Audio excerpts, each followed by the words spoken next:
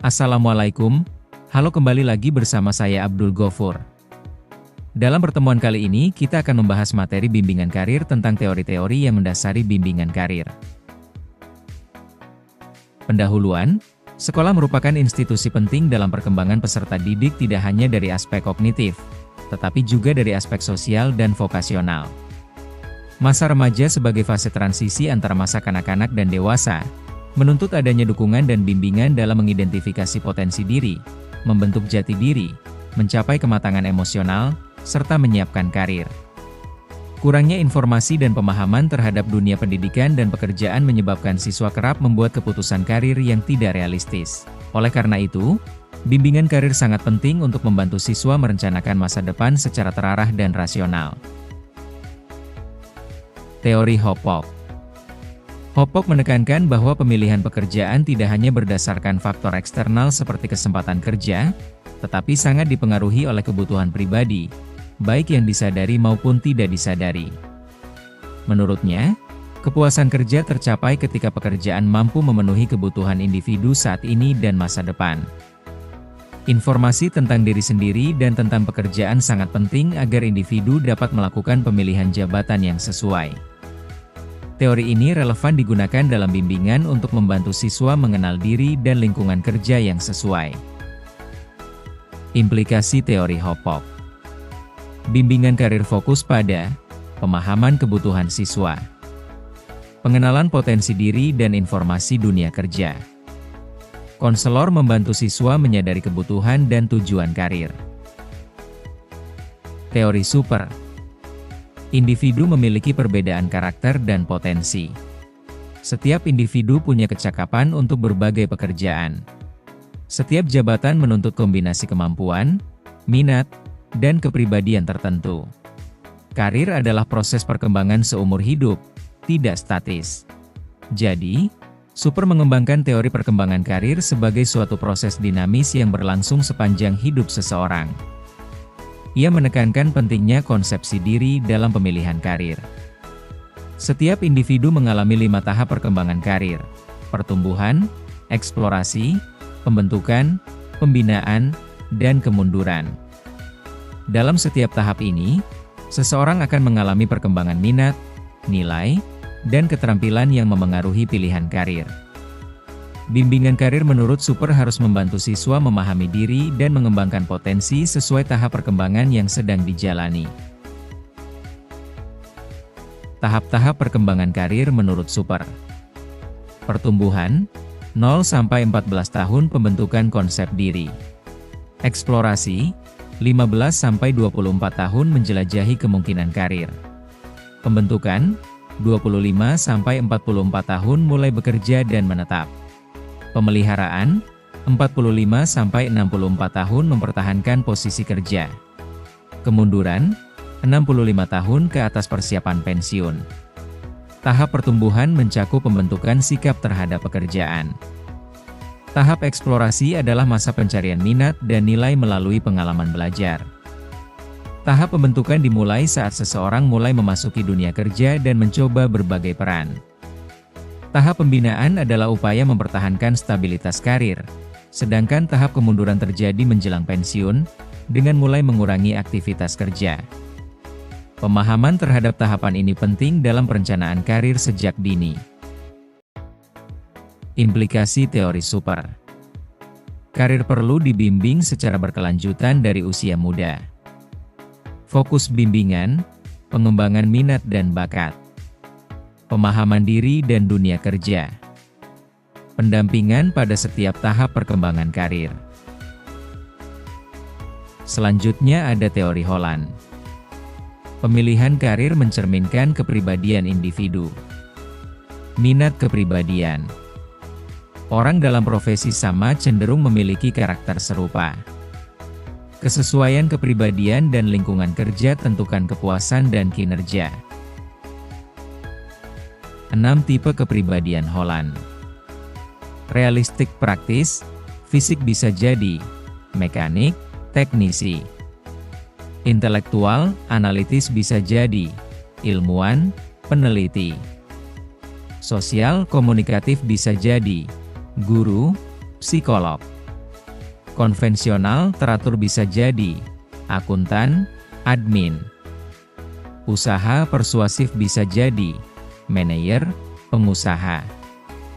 Artistik kreatif bisa jadi seniman, penulis. Holland menyusun teori tipologi kepribadian yang dikaitkan dengan tipe pekerjaan. Ia meyakini bahwa seseorang akan merasa lebih puas dan produktif jika bekerja di lingkungan yang sesuai dengan tipe kepribadiannya. Ia mengembangkan 6 tipe kepribadian: realistik, intelektual, sosial, konvensional, enterprising, dan artistik, riasek. Setiap tipe memiliki karakteristik dan kecocokan lingkungan kerja yang berbeda. Dengan mengenali tipe kepribadian, konselor dapat membantu siswa menemukan karir yang sesuai dengan minat dan nilai-nilai pribadinya. Masing-masing tipe dalam model riasek menggambarkan kecenderungan perilaku, minat, dan preferensi kerja. Tipe realistik menyukai aktivitas fisik dan praktis. Intelektual menyukai pemecahan masalah teoritis. Sosial suka berinteraksi dan membantu orang lain. Konvensional menyukai keteraturan dan pengolahan data. Enterprising suka memimpin dan mempengaruhi. Artistik menyukai ekspresi bebas dan seni. Pengenalan tipe ini membantu siswa memahami pilihan karir yang sesuai dengan kepribadiannya. 6 model lingkungan Holland. Realistik, tugas konkret, fisik, hasil langsung. Intelektual, tugas teoritis, jangka panjang. Sosial, butuh interaksi dan komunikasi. Konvensional, rutin, struktural, administratif. Usaha, butuh persuasi dan kepemimpinan. Artistik, tugas kreatif dan interpretatif. Lingkungan kerja juga dikategorikan oleh Holland sesuai dengan 6 tipe kepribadian. Misalnya, lingkungan realistik sesuai untuk pekerjaan teknis dan fisik, lingkungan sosial cocok untuk interaksi dan pelayanan, sedangkan lingkungan artistik cocok untuk pekerjaan kreatif. Memahami kesesuaian antara tipe kepribadian dan lingkungan kerja sangat penting dalam merancang program bimbingan karir yang efektif. Kesesuaian kepribadian dan lingkungan. Jika kepribadian cocok dengan lingkungan kerja, maka akan lebih puas, produktif, dan bertahan lama. Bimbingan karir perlu menyelaraskan kepribadian siswa dengan lingkungan kerja yang cocok. Teori Holland menekankan pentingnya kesesuaian antara individu dan lingkungan kerja, person-environment fit. Dengan memahami baik kepribadian maupun karakteristik lingkungan kerja, seseorang dapat membuat pilihan karir yang lebih rasional dan matang. Teori ini sangat berguna untuk pelaksanaan bimbingan dan konseling karir, khususnya pada masa remaja dan awal masa dewasa, di mana pemilihan jurusan dan profesi mulai menjadi perhatian serius siswa. Sekolah penting bagi perkembangan intelektual, sosial, dan kejuruan. Masa remaja adalah fase penentu keberhasilan hidup selanjutnya. Tantangan remaja, pencarian jati diri, kematangan emosional dan sosial. Pentingnya informasi pendidikan dan orientasi karir sejak dini. Bimbingan berfungsi untuk membantu siswa merencanakan karir yang realistis dan sesuai potensi diri. Rangkuman teori. Hopok, kebutuhan individu dapat membantu menyadari kebutuhan pilihan karir. Super, tahap perkembangan karir dapat menyertai tiap tahap perkembangan karir. Holland, kecocokan kepribadian lingkungan dapat strategi pemilihan karir yang sesuai.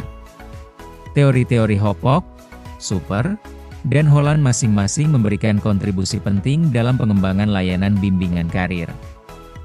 Hopok menekankan kebutuhan personal dalam pemilihan kerja, Super melihatnya sebagai proses perkembangan sepanjang hidup, sedangkan Holland menekankan kesesuaian antara tipe kepribadian dan lingkungan kerja. Ketiga teori ini menjadi landasan penting dalam penyusunan program bimbingan karir di sekolah yang efektif, terarah, dan berkelanjutan. Penutup. Jadi bimbingan karir harus berorientasi pada pemahaman diri siswa, pengenalan dunia kerja, pengembangan potensi. Konselor sebagai fasilitator keputusan karir yang realistis, bertanggung jawab, dan memuaskan. Demikian materi dari saya Abdul Ghafur, semoga apa yang saya sampaikan dapat bermanfaat bagi kita semua. Jika ada kekurangan dan salah dalam penyampaian materi kali ini mohon dimaafkan. Assalamualaikum.